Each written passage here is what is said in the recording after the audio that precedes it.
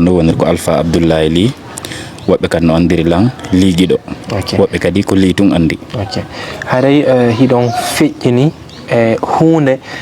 nde faalete ɗon sendude amen tippude ko tata hon faalaka woɓɓe goo hawra e muɗum ko ndu woni ɗum way ko no woniri mi hawrodiri ɗo e arnaqueur ɓe ko suka ɗimmoƴa momi weldi e muɗum moƴƴa momi wondude e muɗum ko Saare Labe ɗo min gollidi ɗo e place goto meɗen holodiri moƴƴa mi accimo ɗo mi yaari Sénégal o woni ɗo seeɗa tawi meɗe yewtude ɓayi Allah waɗi meɗen holodiri tawi meɗe yewtude on tuma kankadi o ummoy ɗo o yaari Mali Bamako ɓayi o hewtoye Mali woni o andi nalan o hewti e nder ko hewton kon mi yewtoyi o inni lan o heeɓi ton golle wonde mo nadande mbuuɗi o landi lan kono min woni gollirde Sénégal ɓay Allah waɗi meɗe welduno mo yi opportunité kam mbuuɗi heɓoto min kadi haray mo yiɗani lan on tuma onno so tawi woni lammare feere haray law wawi arde Bamako ka won ɗon on tuma min fof amen min darano min wata progressirde ɓay hari meɗe yurmodirnoga min mo gasi ellala min mo ko golle façon honno woni law wo ko fi jaman société min no wiyete ɗon Keñeba ɗum ko nder Mali donc lamɓen ɗo ni hiɓe yoɓude ko ɗuuɗi min mo Allah mi landimo ko wajil boni ɗo lamɓe yoɓay 350 000 par mois 350 000 oui franc CFA min mon ɗo no ɗuuɗde est ce que hara ko ɗum ono ɗani société min ji ɗin ɓe yoɓay ko ɗuuɗi ɗal waɗi meɗen holodiri min mo joni yo addanam préve ji ɗin o addanalan ɗum photo ji onni hay o darni ka maɓɓe village maɓɓe ko yeeso Diayaɓe ɗo seeɗa woni mi jeti ɗum ko ɗum ko ɗon village am ɓe waddalan photo suudu ndu o darni ɗum telen 6 mois golli ɗon tawi kadi wonno kanko fawti dépense famille on ndu darni ɗum ka ndu wi o darni ɗum o addallan photo ji mayru min mo ok mi heɓi courage ɓay kadi meɗen holodiri no woni mi hutaki min gasi ellala min mo joni ko honno mo wawata yarde simi yahay ko honno honno mi han naɓorde on non haray la wawi arde tum ɓay kanko haray o neeɓi e muɗum seeɗa joni o golli wa 6 mois ni hara la wawi arde joni mi dara so woni mi wawi wallidirde min mo gasi ellala har mi illa Dakar on tuma mi ƴetti auto mi wi Dakar mi ari Kidougou ka wiyeteɗon Kidougou ɓay mi hewti Kidougou mi yeehi ka wiyeteɗon Karakeña ɓay mi hewti ka wiyeteɗon Karakeña mi ƴetti ɗon ɗuma lakunno ɗon traversugol ndiyan ɗan fi hettugol e nder Mali on ɓay o inni lan wo ko société ko Keñeba woni tawi mi tefi mi andi Keñeba ko honto woniri e nder Mali taw on tuma mi yeehi ha mi hewti Keñeba ɓay woni mi yi société on mi landi ɗon hay goɗɗo go minnimo ɗo ko société honno ni woni law ko ɗo ko société fi gollayɓe jaman minnimo ok mi ɓeydi hoolade kadi ko hanani lan kon ɓay o haalni lan ko ɗum mi yeehi ha mi yi société on min ɓuka kadi mi winduno kadi taw ka Google mi windi mi waɗi Keñeba mi yaltini société min wonɗo ton on tawi effectivement société min no ton ɓay kadi affaire jaman on lan andi fi muɗum seeɗa mi waɗi hottu Guinée ɗon fi jaman on haara lan andi fi muɗum seeɗa ko tawde kadi mi sifani ko programme jaman on no woniri ko ɗum tawa taw heeɓi courage haala gollan fi ɗum ɗon on tuma mi Keñeba mi ƴetti ɗon auto kadi mi yeehi direct Bamako ɓay mi hewti Bamako woni mi noddimo téléphone ɓay mi hewti ko gare voiture o tindina lan on no wowi mi ƴettu ɗon taxi mi yaha ka wiyeteɗo ñamakoro kurani ɗum ko e nder Bamako won ton kono ko sera seeɗa mi ƴetti ɗon taxi mi yeehi ha o tindina taxi métre jon konto tippintalan ɗum ko jakarata woy ko kamɓe woni waɗire ton taxi moto ɓay mi yeehi ha mi hewti mi noddimo minni mo hewti ka tindinɗa e métre jon ɗo minni mi yoɓimo kanko ɗon o départ on no ok joni habbolam ɗo seeɗa lan immide ɗon goɗɗo yahanama o immide ɗon goɗɗo o arani lan o naɓilan ɗon e nder chambre on ɗon kippilan ɓe addallan ndiyam mi looti ɓe kippilande ɓe addallan ñamete mi ñaami minni mo mi welti a faami on tuma o ari toyi minni mo min a harontonoɗa on no haari ɓe ittuno auto on ka société Keñeba to eɓe ari ka Saare wattitagol auto on no haari kamɓe ɓe jinduɗen ɗum minni mo awa ellala on to minni mo joni konno fi programme on no joni yomo woni ka suudu ɗo ha janggo ɗum koye jeudire mi hewtuno ɗum ɓay woni on no joni janggo e vendredi on mahin ka bureau ko Bamako ɗo windete on tuma immoɗen ɗo noon si yaha hen ka société won ton Keñeba heɓa no fuɗɗorɗen golle min mo ke pas de problème weeti bimbi mi yaadi ka bureau ɓen ɗo inni lan wo sila mari carte d'identité Mali ɓay société ko Mali Bamako jooɗi ɓen sila mari carte d'identité malien min mo non mi ala carte d'identité malien ɓen ok min o carte d'identité Guinée noon lan jogui ɓen ɗo société on ko Mali Bamako ɗo jooɗi joni noon be wawata lan ƴettirande 40 guinéen haara ko mami waɗa négociation min ɓo ko ɓenno joni frais d' instruction on ko 150 000 francs CFA ɓenno joni mi addu 150 000 joni ɓe windalan min ɓe ok ɓe ala waɗi millan calculé tun joni sowoni ɗo mowattama yoɓede haara no ɗon sattantalan pandi mi joni ɓe 150 000 ji ɗin oɗa kadi lan hoolimo kadi ɓe enregistré ha moƴƴi ɓenno joni yomin hootu janggo min ara min fuɗɗo formation ji ɗin fi wata mi yaw ton hara mi anda hunde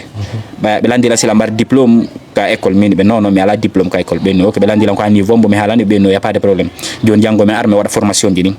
min min hooti janggo muɗum min aroy ɗum e vendredi re nden min ɓenno joni hara ko mami adda garantie fi sa woni min gayni formation o watta ɓe ƴettan ɓe naɓalan ka société ton mi bonnato goɗɗum hara mi ala garantie so tawi woni mawɓe anno Bamako ton min ɓe non mawɓe en ala Bamako ɗon ɓenne ɓe ok ɓenno joni haray ko matumi adda garantie min konno wata wadde garantie ɓenno ɗo joni mi adda 250 000 francs CFA konti ɗin ɗo wonanalan ton garantie somi golli ka société nder 3 mois fusum bonnal ton hatta ɓe yoɓalan chaque fin de mois ɓe yoɓalan 350 000 joni so timmi 3 mois fusum bonnal ton mi wujjali mi barminali goɗɗo ɓe jonniti alan 250 000 francs CFA ji an ɗin garantie min ɓe ok ɓaylan hooli mi wujjata toon mi feɗata hoore goɗɗo mi barminta toon goɗɗo naɗi ɗum addilan min ko ɗaɓɓere anden woni ko addilan tigi tigi on min ɓe awa ellala min ɓe ɗon wata wonde hande nder vendredi on ɗo min ɓe ɗo joni haara ɗo waylan habbade joni ha e lendi hara joni mi daari compte mo wata hono mo wata warde ha mi heɓa ɗin 250 000 ji ɗin ɓen ok a part ɓeni joni e lendi on joni on aroye lendi on mi ɗumanni ɗo ha mi heɓi 250 000 ji mi aro e lendi on quand même hari waɗa kadi mo convaincu ɗo ɗimo jang ko goto e jam min neɓidi moƴƴo wonɗo saabu ya yawo wonɗo saabu yomi yawo on ara mo convaincu ɗo la unno fuɗɗila gaddande ɗon photo ji hay mo piiji buyde tigi de on fi convaincu gollam min de ok min kadi tawi lan courage ide modi ɗande 350 000 francs CFA sowona sensi ɗin sika ka men a tawa rentabilité no woodi seeɗa mi courage mbaɗi 250 000 ji ɗin ɗuma mais addiɗi mi waɗi garantie a faami joni ɓay men ɗuma ɓenno joni ko 3 jours de formation ɓay joni mi wallini garantie kala mo waɗali garantie haray fuɗɗata ko formation o mi wallini garantie on 150 000 non ko fi windagol ngol 250 000 non ko fi garantie fofo moni 400 000 francs CFA ɓenno joni ko 3 jours de formation on tuma noon si ɓe ƴetta men ɗon ɓe naɓa men ka société min ɓe ok min ɗuman ni premier jour on mi yeehi premier jour on koɓe janni men ɗon ko fi hollugol ma ka iwɗa ton koye danger fi neɗɗo wata jaɓa gollande hoorema sa gollani hoorema fuu sa heɓata ɓe convaincu lan ɗo ha mi tawi ha jakka ka mi wonno toon min tigui mi jaa koye danger mi wonno toon mi hooli ɗum min hooti o ɓeydilan convaincu deuxiéme jour kadi min ari mbaɗen men formation go troisiéme jour on e nder ko mi watta formation comme ɓenni men o en envoi de kisa mi duti goɗɗo go landi toon tawi meɗen toon min nouveau ɓe ɓuy on tuma min en envoi de mi landi on tako an min ko noon en envoi de ɗo on ɗo kanko anda on tuma min noddi ɗimmojo an o adduɗolan o min ɓe okkan permission joni mi yalta mi yeehi mi noddoymo waɗa jooɗi min goɗɗum haalama ɗo komi famal fi muɗum mi fuɗɗike landade toon ɓenno goɗɗo ala droit tonugol to junggo lando wona e nder classe ka fayɓe woni wona ɗo ko argol tun kamɓe koɓe arɓe jannama jaɓa koɓe jannuma ko on tuma yalta ko ya jentoɓe kamɓe tu komi jentoɓe kamɓe tun min on to mi landimo on non yomi yawmi siva ha silanni on to makko ala komi famali o ara o explique nalam min na mi wonɗo haalanni ɓenno lan hani addude ɗiɗo ɓe windo kadi ɓe haalan ɗumen wonɓe ton ɓen tawi min joni mi sikkitike ɓay mi yalti mi landimo mi haalanimo ko ɓe janni men on tawi joni ko ndeñan on no 3e jour on ton minnimo koko ɓe janni men ɗo hande mi famali minmo joni ɓeydan explicande on tuma on lanɗo ko société ni ko ɓeɗo wiyete kinet on tuma woni lanɗo ko ɓeɗo wiyete ɗum kinet min e pourtant le min ko société min haalanɗo alan fi muɗum sa haalani lanɗo ko ɓeɗo ni kinet ɓeɗo mi nanino fi mabɓe hara wona hande a faami joni haray lan faala laɓɓinanan tigui on ko kinet ka ko société min on ko saabu muɗum addirɗe alan ɗo woni o mbari tigui on komi haalani ko laaɓi ko fi société kinet minnimo ok minnimo joni min omo wata gollude ka société ɗo ka entreprise mon o ɗum mon omo wata gollude en ɗo minnimo joni haray komi faala ittiɗo joni nde yiide hoore mum mi joni wallola joni mi hetta mbuɗi anni joni mi yaha joni mi waɗi formation lundi mardi mercredi mercredi ɗon kikiɗe mi wadde ɗum min mo joni janggo jeudi on walla joni mi hetta mbuɗi andi mi yaha woni mo nono tami hawju jeudi on ɓay weeti bimbi mi yaadi ka bureau ton mi hollali mo joni lam moni ɓay joni mi gayni andude ko ɓeɗo ko arnaqueur ɓe mi hollali mo joni mi faami programme min mo joni bimbe joni yaada ka bureau joni ɓay hara quoi 3e jour on timmi joni mahin quoi on gasi Allah ala mi yeehi ha mi hewti mi dari ton min ni ɓe mi yaltata ɗo mi hettali mbuɗi andi mi ukkondira nder kam mi ukkondira don kon ordinateur ji didi boni nder mudum on tuma suka kadi musiddo an yalto e ton ari kanko andino mi ari woni o jabali me yida on tuma waro don on noddilan oni li minina oni accu min gol do gere wata araka mabbe nanga min go pure mi fuddi mo explicande o podila mo yalti min mo hewta to joni wallela mi hetta mbudi andi ko non joni mi faala mi hoto on mo ko jelu dépense min mo dépense 400 000 francs CFA 150 000 windagol 250 000 fi garantie joni wallela mi hetta mi gollata do no wardo do mi gollata do harapasi din tawaka ko mi nyami ton ko tawaka min mo min go mi hote woni wallela mi hetta mbudi andi on habila ngoni joni kanko mo wala jettande garantie mi hetta mbudi andi wata memmi to gere déjà ta mi bonni ton tan ordinateur ji didi benni o joni ko ni me woni warde joni mbudi di mi walli di garantie din don di wona fi ordinateur ji ni so wana dum be portnalam plainte mi yaha on tuma mi yoba ordinateur ji ni so be yobalan berno ordinateur gala ko telen 500 000 francs CFA warda telen 1 million e wi mabbe kambe bon dandi kadi so woni wano di société ji hari be woni complice sa yi be wona lona lagi nedo ko yimbe guinébe tum boni noddude hari kambe wata wonde do hara kambe laamu ngun hay seeda e mabbe hara be andondira wobbe ben min mi nawr ton hakkille am hay sta woni kambe be andira mi huli joni wata me yahu ton kadi hara joni mi ittay buri konko mi perdi don kadi joni lam perdi 400 000 so woni kadi me yehi ton kadi woni kadi mami yobadi no joni ko violation domicile kambe bon wiide mi wadi be ni modi violation domicile no la ngandi haray ko hunde hay sta woni haray damari gonga haray bango ta mojja on tuma mi amiti min di mo jango min ko wadda lam do a wadi lam do ko dum andi kono enen do dido en seeda tam hettal mu danni a fami men yalti ka yaasi be nyenyini haw suudi lam mi yilto ko suudu ndenyande jeudi mi wali don woni mi o hartali e vendredi gadi mi wali do woni o hartali woni hay samedi jon tay mi ala moyde jon say so mi yehi ka bureau ji mabbe be jabata hay mi nata afan mi ndar mi tawi jon pertango nduda mi yido o musido an on kadi minimo ko fowni complice do ka so nan dum a wawata no arde tawalam do sendol lange o ya har mi hetali mbudi andi jettana la garantie har wana gongo jon walla lan dar mi hetira mbudi andi kanko no kanko nebi do kankadi fudila sifanade don mi tawi don tigi on bononda wadi on to ma mi woni obligé immagol acca be to mi arta bay ko Dakar mi urno tawi on tum hay pass mi ala di mi yobata mi yiltoro Dakar mi ari ha kankan mi noddi don mi walla mi pass mi arti labbe monti seeda on tuma sim yilti Dakar haray kono woni ko feddiri hakkunde an kinet bay don joni min ta société min don ko kinet tout court gorejo mama ye weldi do mama mo sikkuno na weldi dimo kanko wonande lang kanko wona la sabon bononda don e hoore am joni o bonni lan golle mi yehi kadi mi perdi wona mi perdi don tawata ha hande ka wonden do o bloqué lan joni wona mi ami Facebook labe do mi landike fi makko mi heba renseignement makko de tigi kono non lan décidi nyande kala min e makko mi yidi mi nabata mo saria jo kono non do men seeda takade ara mi hetal mbudi andi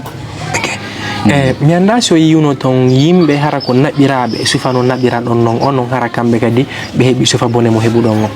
bonno heewi ton sukabe men fulbe fuuta tu won ton si a hewti kadi tellement ke hibe boni be jabata be acca yewtida e bembe tawda ton addudo ma on suñondiray joni min silan addi goddo mi jabata on do yewtida e wonbe be o tawi tomben an kadi si antigi horma si addi goddo a jabata yewtida be o tawi tomben bay wobbe gon ton hibe kali be hebali woni mburi be versata di joni hibe suynede joni wana minno mi yawrno do mi wallini fo mudum hari haybe mantorde lanton benno wi odo ari 2 jours 3 jours kanko o wallini fi ko addi mo bay kanko golle o faala onon jode do itti don benno kadi be ambruyo be nodda me nga be ambruya be fino be hebira mbudi ko non be jokkiri ton donc ko suk musibbe men tun haalaybe ko wonde haalde do kon hande kon mardon ko fewti non